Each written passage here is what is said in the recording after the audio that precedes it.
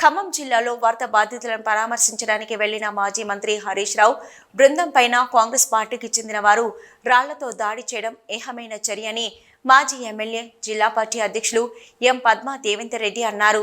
మెదక్ జిల్లా అధ్యక్షురాలు మాజీ ఎమ్మెల్యే పద్మా దేవేందర్ రెడ్డి అధ్యక్షతన దాడిని ఖండిస్తూ బీఆర్ఎస్ పార్టీ కార్యాలయంలో నరసాపురం ఎమ్మెల్యే సుంతారెడ్డి, దుబ్బాక ఎమ్మెల్యే కొత్త ప్రభాకర్ రెడ్డి, ఎమ్మెల్సీ సేరి సుభాష్ రెడ్డిలు మీడియా సమావేశంలో ఈ సందర్భంగా మాట్లాడుతూ మాజీ ముఖ్యమంత్రి కేసీఆర్ పిలుపు మేరకు వరద బాధితులకు ఉమ్మడి మెదక్ జిల్లాకు చెందిన బీఆర్ఎస్ ఎమ్మెల్యేలు 1 నెల వేతనాన్ని విరాళంగా అందిస్తున్నామని తెలిపారు. కాంగ్రెస్ పార్టీ వరదలను కూడా రాజకీయం చేస్తుందని అన్నారు. వరదలు వచ్చినప్పుడు బాధ్యత వహించి వారికి చేయూతను అందించవలసిన ముఖ్యమంత్రి దాన్ని విస్మరించారన్నారు. వరద బాధితులను పరామర్శించి వారికి జీవితం ఇవ్వాలన్న ఆలోచనతో అక్కడికి వెళ్తే దాడులు చేయడం సరికాదని అన్నారు. ముఖ్యమంత్రి, మంత్రులు ఖమ్మంకి వెళ్లి తూతూ మంత్రంగా వరద బాధితులను పరామర్శించి వచ్చారు తప్ప వారిని ఆదుకోలేదని అన్నారు. బీఆర్ఎస్ పార్టీ బృందం మాజీ మంత్రి ఇల్లు తిరుగుతూ వారి కష్టాలు తెలుసుకొని ఇబ్బందులు గమనించి అత్యవసరంగా నిత్యావసర వస్తువులు అందజేశారని చెప్పారు. తిరిగి వస్తున్న సందర్భంలో రాళ్లతో దాడి చేసి అత్యాయత్నం చేసే విధంగా కాంగ్రెస్ పార్టీ వాళ్లను ఉసుగొల్పడాన్ని తీవ్రంగా ఖండిస్తున్నామని అన్నారు. గతంలో అధికారంలో ఉన్నప్పుడు వరద బాధితులను మేము ఏ విధంగా ఆదుకున్నామో అదే విధంగా సహాయం చేయాలని డిమాండ్ చేశారు. ప్రతిపక్షంలో ఉన్నవారు పరామర్శిస్తుంటే దాడి చేయడాన్ని ప్రజలు చూసి చీదరించుకుంటున్నారని చెప్పారు. ప్రతిపక్షాలను కలుపుకొని పోయే బాధ్యత ప్రభుత్వంపైన ఉందన్నారు. వరద బాధితులకు ధైర్యం చెప్పి ఆసరాగా నిలవలసిన అవసరం ప్రభుత్వానికి ఉందన్నారు. వాతావరణం శాఖ హెచ్చరిక చేసినా పట్టించుకోకుండా నిర్లక్ష్యం చేసి ఇంత విపత్తుకు కారణమయ్యారన్నారు. మీరు ఇటుకలతో దాడి చేస్తే రాళ్లతో దాడి చేసే చర్యకు ప్రతిచర్య ఉంటుందని అన్నారు. ఇలాంటి దాడులు పునరావృతం కాకుండా చూడాలని కోరారు. ఈ సమావేశంలో మాజీ మున్సిపల్ చైర్మన్ భట్టి జగపతి, మాజీ జిల్లా పరిషత్ ఉపాధ్యక్షురాలు ఎం లావణ్యారెడ్డి, పట్టణ పార్టీ కోక నిమ్నాలరు లింగారెడ్డి, జూబెర్ అహ్మద్, కండెల సాయిలు, కౌన్సిలర్లు జయరాజు, హవేలీ ఘన్పూర్ మండల పార్టీ అధ్యక్షులు సిహెచ్ శ్రీనివాసరెడ్డి, పాపనపేట మాజీ market committee chairman Venkata Reddy, Edupayala దేవస్థానం మాజీ చైర్మన్ బాలగౌడ్, నాయకులు లింగం, జగన్, నరేందర్ రెడ్డి, రంజా, ఇస్మాయిల్, మోహన్, నవీన్, అమీర్, వేణు తదితరులు పాల్గొన్నారు. ఈ విధంగా మరి రాళ్ళని హరీష్ రావు గారి పైన అటాక్ చేయడానికి ప్రయత్నం చేయడం, దాని వల్ల మా సంతోష్ రెడ్డి గారు కూడా మరి దెబ్బకు గురి కావడం జరిగింది. నిజంగా బాధాకరమైనటువంటి విషయం. ఇటువంటి విపత్తు కాలంలో ప్రతిపక్షాలను కలుపుకొని పనిచేయాల్సినటువంటి బాధ్యత ప్రభుత్వం పైన ఉన్నా మరి ఈరోజు ప్రతిపక్షంగా మేము ముందుకు వస్తూ ఉంటే ప్రభుత్వం ఇటువంటి కార్యక్రమాలు చేయడం నిజంగా కూడా బాధాకరమైనటువంటి విషయం. ఎందుకంటే ముఖ్యమంత్రి గారు 2,000 కోట్లు మరి అదేవిధంగా ప్రతిపక్షంగా మీరు రండి, కలిసి రండి అని చెప్పేసి అన్నారు. మరి కలిసి వస్తే ఇంకా ఈ విధమైనటువంటి దాడులు అని తెలుసుకుంటున్నా ఇది మంచి పద్ధతి కాదు. అందరం కలిసి సమయంలో మరి ముందుకెళ్ళి వాళ్ళ అండగా ఉండి ధైర్యం చెప్పి వారికి ఆసరగా బాసరగా నిలబడాల్సినటువంటి అవసరం ఉంది. మరి కొద్దిలో ప్రమాదం జరిగింది కానీ లేకపోతే అదే రాయడానికి ముందే బట్టి ఎంత ప్రమాదం జరిగేది ఒకసారి ఆలోచన చేయాల్సిందిగా కూడా నేను కోరుతూ మరి ఇటువంటి విషయాన్ని నేను తీవ్రంగా ఖండిస్తా ఉన్నా. ఇంతవరకు కూడా ఇటువంటి కాకుండా ప్రభుత్వం ఎందుకంటే పై నుంచి కింద ఇన్స్ట్రక్షన్స్ చేయాల్సినటువంటి అవసరం ఉంది. ఇటువంటి జరగకూడదు, చెయ్యదు అని చెప్పేసి పాల్సినటువంటి అవసరం కూడా ఉందని చెప్పేసి తెలియజేస్తూ ఈ యొక్క దాడి వరదలు వచ్చినప్పుడు ఇట్లాంటి బీభత్సం ప్రకృతి వైపరీత్యం జరిగినప్పుడు బాధ్యత వహించి ఒక ప్రభుత్వ ముఖ్యమంత్రి గారిని మంత్రులని కానీ ఆయన విస్మరించారు. కేవలం పరామర్శలకే పరిమితమై మరి ప్రతిపక్షాలు ఎదిరించడం మొదలుపెట్టింది. గతంలో ప్రతిపక్ష అధికారంలో మేము ఉన్నప్పుడు కూడా కేసీఆర్ ప్రభుత్వాన్ని నిందించడమే పనిగా పెట్టుకున్నారు. వాళ్ళకి అధికారం ఇచ్చి వాళ్ళ అధికారం పట్టకట్టి వాళ్ళ అధికారంలోకి వచ్చినాక కూడా ప్రతిపక్షాలను నింపడమే మొదలు పెట్టుకున్నారు. అంటే వాళ్ళ నైజం ఏంటి?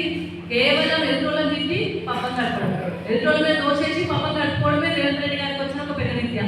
ఆ విద్యనే ప్రదర్శిస్తూ ఉన్నారు. మేము ఒకటే కోరుతా ఉన్నాం, వరదలు వచ్చినప్పుడు అందరం కలిసికట్టుగా పనిచేసి వాళ్ళకి భరోసా ఇచ్చి ధైర్యాన్ని ఇచ్చి ప్రజలు ఆదుకోవాల్సిన బాధ్యత ప్రభుత్వం మీద ఉంటుంది.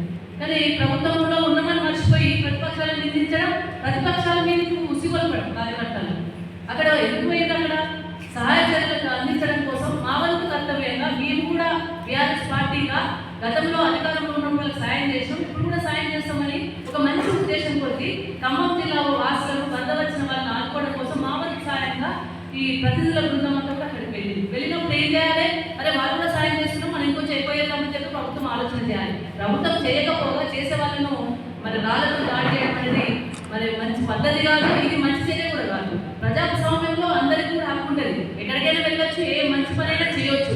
అలాంటి మంచి పనిని హర్షించాలి, మంచి మెచ్చుకోవాలి. లేదంటే బాధ్యత పోటీపడి పనిచేయాలి, పోటీపడి పనిచేసి ప్రభుత్వ పనికి ఎక్కువ సాయం చేయించండి. అట్లాంటివి చేయకుండా రాళ్లతో దాడి చేయించడం అనేది మంచి చర్య కాదు, ఇది మంచి పద్ధతి కూడా కాదు. ఎవరికైనా చేయవచ్చు, ఏముందంటే దాడి ఉంది, మీరు ఇంటిగా జవాబు పత్రస చేయండి అన్నట్టు మీరు ఇక్కడితో చేస్తే రాళ్ళతో వస్తుంటాయి. ఏదైనా కానీ చర్య ప్రతి చర్య ఉంటుంది, కానీ మేము సమన్వయంతో ఓపిక కొద్ది వరదలు రాజకీయం చేయొద్దని, వరదలు వచ్చినప్పుడు ప్రజలను ఆదుకోవాలని ఒక మంచి ఉద్దేశం కొద్దే ప్రతినిధుల బృందం వెళ్ళి అక్కడ సహాయ సహకారాలు అందించడం జరిగింది. కానీ కారణాలు కొట్టి విమర్శలు చేసి తను ఒక వికృత చర్యగా సృష్టించడం అనేది మంచి పద్ధతి కాదు. కాంగ్రెస్ నాయకులందరూ కూడా హెచ్చరికలు చేస్తూ ఉన్నాం. అందరూ ప్రజల కోసం ఉన్నాం, ప్రజల కోసం పనిచేయాలి. ప్రజాస్వామ్యంలో అందరికీ కూడా ఎక్కడికైనా వెళ్ళి సహాయ సహకారాలు అందించే అవకాశం ఉంటే చేయాలి, దాన్ని హర్షించాలి. కానీ కాంగ్రెస్ పార్టీ కానీ ముఖ్యమంత్రి గారు కానీ మంత్రులు కానీ చేసే చర్యలు మంచి పద్ధతి కాదు. మరి ఇప్పటికైనా కానీ అట్లాంటి చర్యలు ఇక ముందైనా జరగకుండా చూసుకోవాలి. ఏదైతే హరీష్ రావు గారి మీద నిన్న వాళ్ళ ప్రతినిధుల బృందం మీద కావలసుకొని అక్కడికి వచ్చిన మంచి పని చేస్తుంటే దాన్ని చెడగొట్టడం కోసం చేసిన చర్యగా అభివర్ణిస్తూ దాన్ని పూర్తి తీవ్రంగా ఖండిస్తాము. చాలా హేయమైన చర్య. ఇంకా ఈ ప్రభుత్వం ప్రతిపక్షలోనే ఉన్నట్టుగా ఫీల్ అవుతున్నారు. ఎందుకంటే అంతకుముందే వాతావరణ శాఖ ఎన్నో గంటల ముందు నుంచే కుంభవృష్టి పడుతుంది చెప్పినప్పటికీ కూడా వీళ్ళు బహుశా ప్రతిపక్షంలో ఉన్నామనుకొని అదే వర్షమే కదా దాని పని అది చేసుకుంటుంది, మా పని ఏం చేసుకున్నామనంటే పట్టించుకోకుండా ఉన్న విషయం మీ అందరికీ జనరల్గా వరదలు వస్తున్నప్పుడు జాతీయ విపత్తు సంస్థను సంప్రదించి హెలికాప్టర్లు కావచ్చు, మిలిటరీ ఫోర్సును అందరినీ కూడా సంసిద్ధం చేయాల్సి ఉంటే కానీ చేయలేకపోతే ఒక మంత్రి అంటాడు నేను దేవుడి మీదనే భారం పెట్టాను అని చెప్పి అతను ఏడవడం, ఇంకొక మంత్రి పక్క రాష్ట్ర ముఖ్యమంత్రితో మాట్లాడి హెలికాప్టర్ ఇస్తారా అని అడగడం అంటే ఈ ప్రభుత్వం ఏ పరిస్థితుల్లో మీరు అందరూ కూడా తెలుసుకోండి. ఎందుకంటే ఇవన్నీ వైఫల్యాలు కనబడద్దు అని చెప్పేసి టీఆర్ఎస్ పార్టీ నాయకులు హరీష్ రావు గారి నాయకత్వంలో అందరూ వెళ్ళి ఆపన్నాస్తం అందిస్తారని చెప్పేసి వాళ్ళందరికీ కూడా ఒక్కొక్క బ్యాగ్ ఏదైతే ఫుడ్ మెటీరియల్ అయితే ఇస్తుందో అది ఇవ్వకుండా వాళ్ళు ఇవ్వకపోవడం, మన వాళ్ళు ఇస్తే ఇవ్వకుండా ఉండడానికి ఈ ప్రయత్నాలు చేసేది మీరు చూసారు సోషల్ మీడియాలో. అక్కడ జనం ఎంత ఆగ్రహంతో ఉన్నారో కూడా మీకు తెలుసు. అవన్నీ మంచి పుస్తకంకే ఈ ప్రయత్నం చేసేది. కానీ ఇక్కడైనా ఖబర్దారుగా చెప్తున్నాను టీఆర్ఎస్ పార్టీ తరఫున, ఇక్కడే ముందు చేస్తే ఖచ్చితంగా మా పార్టీ కార్యకర్తలు కూడా ఇంతకు రెట్టింపు కూడా చేస్తారు. ఎందుకంటే మా వాళ్ళు ఉద్యోగంలో ఆడిచేరిన వాళ్ళు ఉన్నారు. ఖచ్చితంగా దీనికి ఫలితం మీకు కూడా జరుగుతుంది. అందుకే ఇక్కడి నుంచి అయినా సరే ఆ రాష్ట్ర పార్టీ పెద్దలు కావచ్చు, లేదా ప్రభుత్వ పెద్దలు కావచ్చు, ఇప్పటికైనా సమన్వయం పాటించాలని చెప్పి కోరుకుంటూ మరొకసారి మా పార్టీ తరఫు నుంచి, మా ఉమ్మడి జిల్లా తరఫు నుంచి అందరం కూడా దీన్ని తీవ్రంగా ఖండిస్తున్నాం. ఇక్కడ ముఖ్యంగా గణపురం కావచ్చు, చాలా వెళ్ళిపోయి వాటిని అప్రమత్తంగా ఉంటే ఇంకా చాలా తుఫాన్ అంటున్నారు. రేపు కూడా తుఫాన్ ఇక్కడ హెచ్చరికలు వచ్చినాయి కాబట్టి ముందు అలర్ట్ ఉండాలని అధికారులందరినీ కూడా మేము రిక్వెస్ట్ చేస్తూ ఉన్నాం. ప్రభుత్వానికి డిమాండ్ చేస్తూ ఉన్నాం, ఏమైతే ఇక్కడ వరకు ప్రజలకు నష్టం జరిగిందో 200 ఎకరాలకు గణపురం చెరువు కింద నష్టపోయింది, తులసి కాడ నక్కబాగా నష్టపోయింది. అదేవిధంగా నీట మునిగినాయి, ఇక్కడ మన తులసి కాండాలు కూడా పొలాలు నీట మునిగినాయి. అక్కడ కూడా మాందాపురం చెరువు దగ్గర కూడా మొత్తం నీట మునిగినాయి. మేము ఎకరానికి 30,000 డిమాండ్ చేస్తూ ఉన్నాం. అదేవిధంగా పంట నష్టపరిహారం వెంటనే చెల్లించాలి, చెరువులను పునరుద్ధరించాలి. మళ్ళీ వచ్చే తుఫాను అలర్ట్గా ఉండాల్సిన అవసరం ఉంది కాబట్టి అధికారులందరూ సమన్వయం చేయాల్సిన బాధ్యత ఉంది. ఇప్పటికైనా ప్రభుత్వం స్పందించాలని చెప్పి కాంగ్రెస్ పార్టీని ఈ మెదక్ జిల్లా తరఫున మేము డిమాండ్ చేస్తాం. అందరికీ నమస్కారం. మరి నిన్న జరిగిన విషయం మనందరికీ కూడా తెలుసు. దాన్ని పూర్తిగా ఖండిస్తూ మరి మొన్న జరిగిన ఏదైతే ఖమ్మంలో అంత పెద్ద ఎత్తున వరదలు రావడం, వాతావరణ శాఖ కూడా హెచ్చరించిన మరి నిర్లక్ష్యం చేసి అది ఏడ పట్టబయలైతుందో మరి ప్రజల వద్దకు నేరుగా పోయి మరి బీఆర్ఎస్ పార్టీ నాయకులు ఎక్కడైతే నిలదీస్తారో బయట పెడతారో అని చెప్పి ఒక భయంతో మరి నిన్న దాడి చేయడం అనేది ప్రజలందరూ కూడా ఉక్కు మీద వేలేసుకుంటుంది. ఒక పక్కా దేశంలో ఏమన్నా జరుగుతూ ఒక పక్కా దేశం చూడంటే మనం సహాయం చేస్తాం, ఒక పక్క రాష్ట్రానికి సహాయం చేస్తాం. అది పోయి మరి ఎంత రాష్ట్రంలో మరి ఖమ్మం జిల్లాలో మరి మేము పోయి మా ప్రజలకు మరి మా ప్రజాప్రతినిధులు ప్రజల వద్దకు తప్పనిసరిగా దాడి చేయడం అంటే అది ఎంత దౌర్భాగ్యమైన పని అంటే ఇప్పటి వరకు 25 రాష్ట్రాలలో ఏ రాష్ట్రంలో ఇలాంటి పరిస్థితులు జరిగింది. మరి గతంలో ఈ హిస్టరీ లేకుండే, ఈ నైజం లేకుండే. ఈ కాంగ్రెస్ వచ్చిన తర్వాత రేవంత్ రెడ్డి గారి సర్కారు మరి పూర్తి ఒక టార్గెటెడ్ పొలిటిక్స్గా తయారై మరి దాడి చేయడం, దాడులు తప్ప వాళ్ళకి ఇంకొకటి తెలియదు. వాస్తవంగా అఖిలపక్ష మీటింగ్ పెట్టి మరి ఖమ్మంలో ఇంత పెద్ద ఎత్తున నష్టం జరిగింది.